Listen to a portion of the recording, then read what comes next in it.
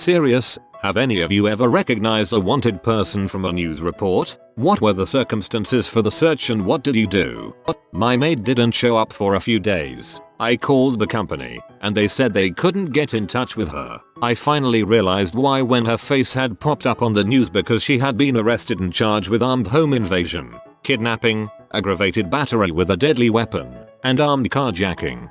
I had the inverse of that happen to me. One of my co-workers didn't show up at work. Nobody could get in touch with him. Another co-worker who was a good friend of his got permission from the cops to enter his apartment and do a wellness check. Dude wasn't well. Dude was murdered. It fricked us all up for a long time.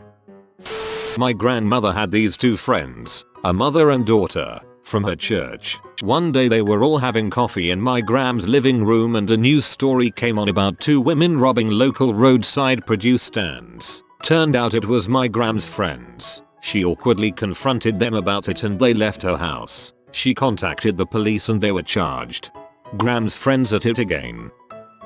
One day, 15 or so years ago, I was watching America's Most Wanted or something similar. They were showing a man who was wanted for child molestation in Las Vegas. He had been working as a babysitter to gain access to kids. As the piece was ending, my sister came in the room and caught a glimpse of the guy. She said, "That looks like the guy who babysat my niece when we were living in Vegas." Double quote. I was floored. I told my sister the guy's story and she totally shrugged it off as coincidence.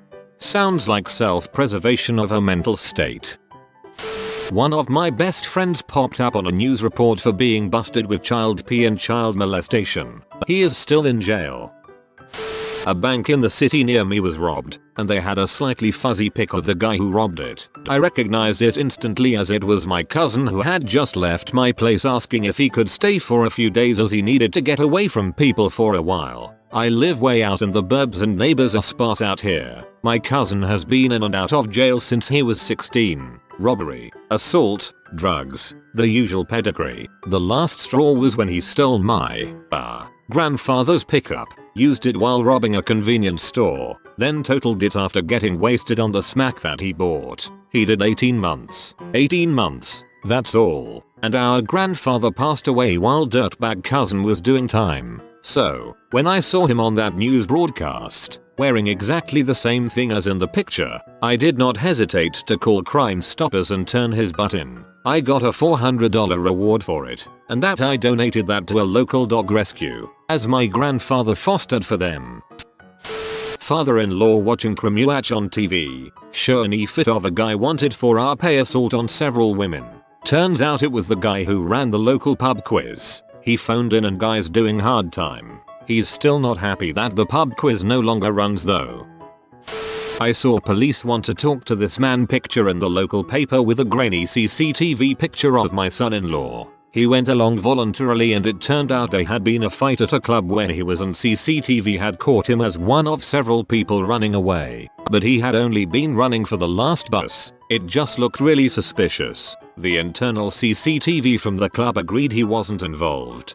Oh god, who cares? It's a freaking fight. I guess unless someone got pretty seriously injured, people need to chill.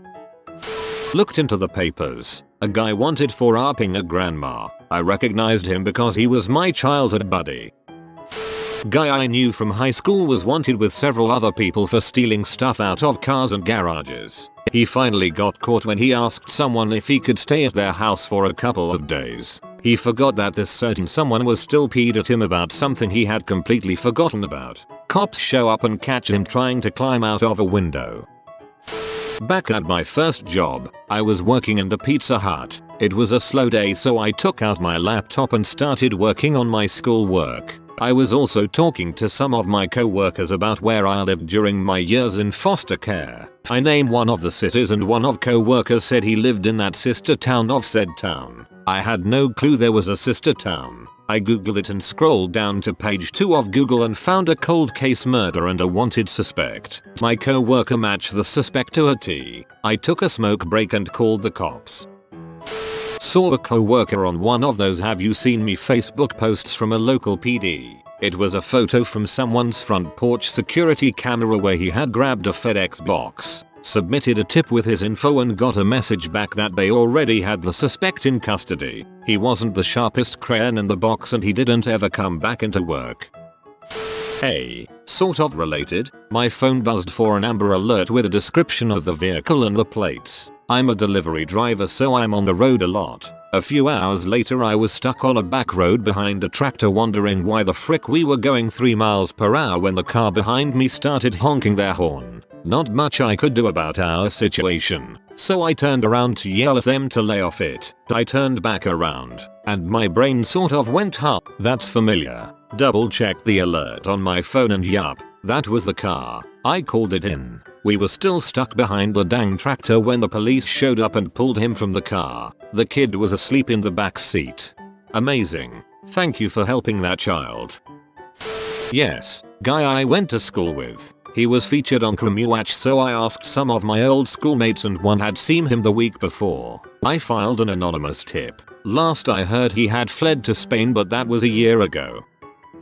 Coming home from work one night a neighbor stopped me and said the police were canvassing our neighborhood for some gang member wanted for sexual assault. She showed me the flyers they were handing out of the guy and his cousin who was thought to be helping him. I recognize her immediately as she was renting the townhome next to mine. She is pretty hot. I put the police number on the flyer into my phone in case I saw this guy. A few days later I was loading my car to head out of town for the weekend to visit a friend and do some target shooting on his property. Lo and behold here walks the guy right behind me taking out the garbage. I called the detective's number from the flyer and told him I'd just seen his guy. I was kind of surprised that the detective asked me to keep an eye on the townhome he was staying in until units arrived. Freaked me out a bit because the guy's a gang member and I'm a banker. Anyway I put a pistol on my hip that I was taking with me for the weekend and walked my dog around the complex until the cops arrived. It took 45 minutes for them to get there. The detective called me right before they got there so I told him what my dog and I looked like and informed him that I had a weapon on me. I've got to be honest,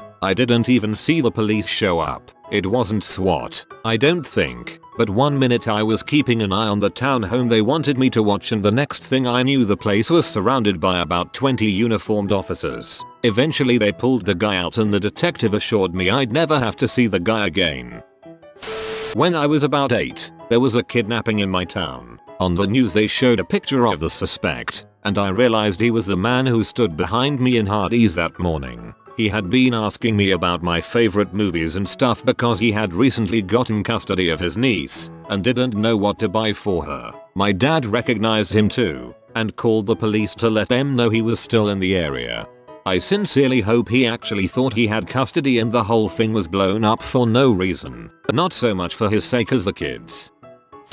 Many years ago, my sister and I were at a post office kiosk in a shopping center parking lot when this long-haired guy came up to us and asked for directions to a nearby road. As we talked to him we noticed there was an adolescent boy with him but he was quiet and calm. A couple of days later the guy was in the news for kidnapping and killing several young boys, including the one we had seen. He was eventually caught in Florida and got the death penalty. It's still unbearable to me to know we could have saved that boy's life if we had only seen that picture in the paper a few days earlier. Oh my god.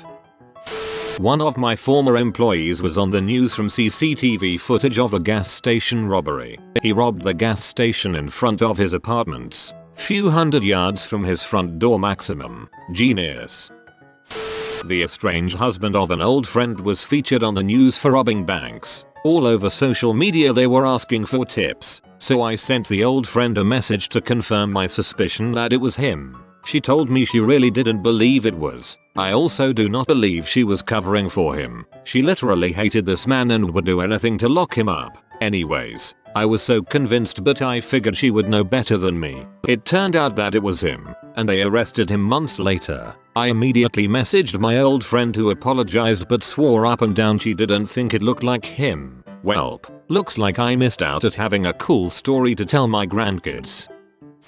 The guy my mom was cheating on my dad with broke into a shop and stole a few computers' money. As soon as I saw the wanted person's post and his picture, I called the PD, gave them his full name, address, vehicle description, license plate number, told them where he was at that moment, and told them what he was doing at that moment. He went to jail, and 14-year-old me got praise from the police department. Win-win. My dad had a warrant and they put his description on the radio, along with the dialogue of his last arrest. Jesus save me from these devils. Save me. Save me. Taser sound. And yes, he was tripping balls during that. He was on K2 during that time. That was a little over a year ago. I really wish I could get my hands on the radio newscast it was played on. Would have been really cool to show my future adopted kids when they are teens. We recognized my girlfriend's cousin's boyfriend for something along the lines of vehicular manslaughter. I don't really recall, but he was in a car and hit someone. She later broke up with the guy because she meditated upon it and Jesus told her to. Sigh, Wisconsin. Met a guy when my family lived in Spain who was on Britain's top 10 most wanted for money laundering. He'd come over to Spain to hide from the authorities. Nicest guy I ever met. He bought us a new car when ours broke and I used to babysit his daughter. I often wonder where he is and what he's doing now.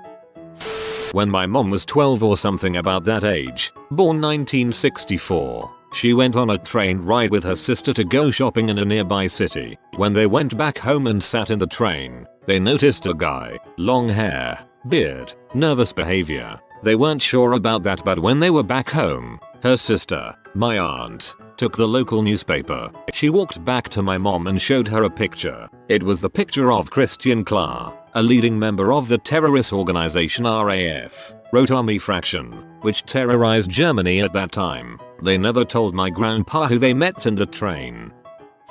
America's Most Wanted, 1988-ish. Guy who was in my store every day is on for kidnapping his own kids from his wife. Turns out he did in fact have legal custody, was innocent, and she had hoodwinked a court in a different state to have the kids taken away and given custody. Then she hoodwinked AMW into featuring this poor innocent guy. He got arrested and released pretty quickly. She went to jail for a stretch.